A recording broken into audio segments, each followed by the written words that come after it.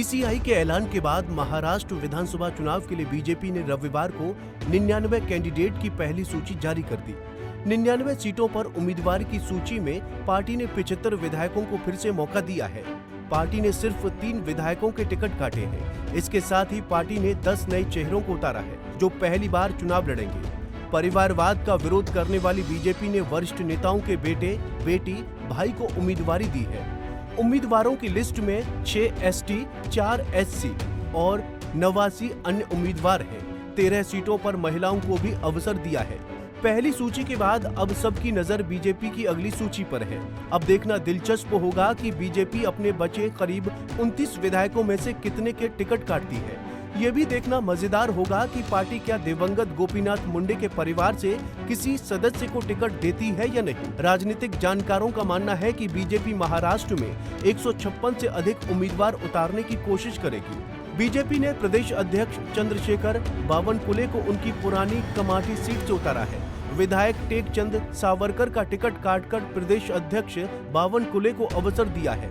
मौजूदा वक्त में महाराष्ट्र के उप मुख्यमंत्री और बीजेपी के सीनियर लीडर देवेंद्र फडणवीस को इस बार नागपुर साउथ वेस्ट से टिकट दिया गया है। पिंपरी चिंचवड़ के विधायक अश्विनी जगताप का टिकट काटकर बीजेपी ने उनकी जगह पर शंकर जगताप को उतारा है। बीजेपी ने कल्याण विधानसभा के विधायक गणपत गायकवाड़ का टिकट काटकर उनकी पत्नी सुलभ गायकवाड़ को दिया है।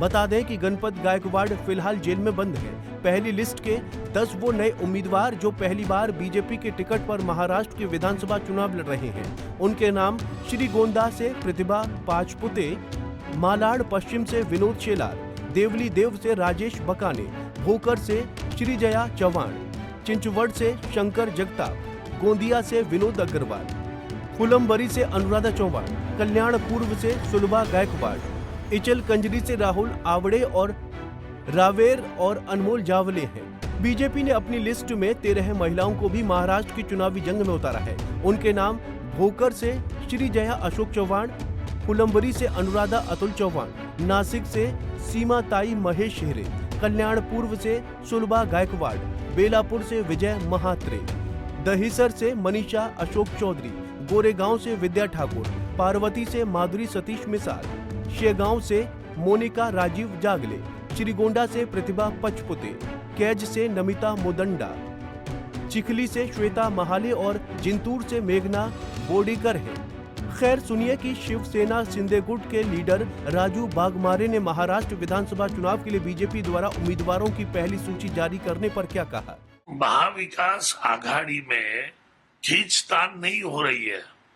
महाविकास आघाड़ी में तो ऐसा सुनने में आया है कि हाथापाई पे बात उतर आई है। कांग्रेस के नेता पटोले जी और संजय राउत के बीच में तो इतना घमासान हो गया है कि सिर्फ और सिर्फ लड़ाई बाकी है, क्योंकि उभाटा को ऐसा लगता है कि भाई वो पहले की स्थिति में है, वो जमीन पे अभी तक आए नहीं है। उनको ये महसूस नहीं होता है उद्धव ठाकरे जी को कि अभी हमारे पास जनता नहीं है, हमारे पास जितने टिकट हम मांग रहे हैं उसके लिए कैंडिडेट भी होने चाहिए ना।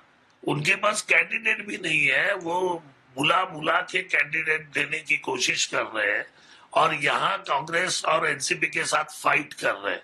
कल का जो मीटिंग हुआ उसमें कांग्रेस के नेता जानबूझ के शामिल नहीं हुए क्योंकि आइए अब बात फिर से लिस्ट की ही कर लेते हैं। चंद्रपुर लोकसभा निर्वाचन क्षेत्र से चुनाव हारने वाले शिंदे सरकार के मंत्री सुधीर मुनगंटीवार को बीजेपी ने बल्लापुर विधानसभा से अवसर किया है। उत्तर पूर्व लोकसभा क्षेत्र से चुनाव हारने वाले मुलुंड के विधायक और पार्टी के कोषाध्यक्ष मिहिर कोटचे को पार्टी ने फिर से मौका दिया है। मिहिर कोटेचा उद्धव ठाकरे की अगुवाई वाली शिवसेना के कैंडिडेट संजय दीना पाटिल से हार गए थे। बीजेपी ने पहली सूची में 3 निर्दलीय विधायकों को अवसर दिया है। इनमें उड़ान से महेश बाल्दी, देवली से राजेश बकाड़े और गोंदिया से विनोद अग्रवाल का नाम शामिल है। अभी हर कोई राजनीतिक पर्सन महाराष्ट्र में अपनी सियासी बिसात बिछाने में लगा हुआ है क्योंकि वक्त बहुत कम बचा है।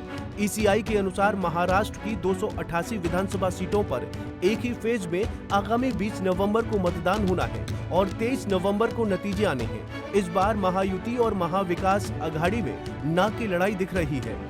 एक तरफ जहां महायुति अपनी मुफ्त वाली स्कीम के साथ चुनाव में उतरी है, तो वहीं दूसरी तरफ महाविकास अघाड़ी दल बदल और पार्टी में तोड़फोड़ से सत्ता छीने जाने के बाद बदले की लड़ाई लड़ती दिखाई दे रही है। इस चुनाव में बीजेपी के साथ अजित पवार, एकनाथ शिंदे, शरद पवार और उद्धव ठाकरे की अग्नि परीक्षा है। बता दें कि महाराष्ट्र विधानसभा का कार्यकाल 26 नवंबर को समाप्त हो रहा है। पिछला चुनाव 2019 में हुआ था, जिसमें बीजेपी शिवसेना गठबंधन ने जीत हासिल की, मगर सीएम पोस्ट पर दावेदारी के कारण विवाद हो गया।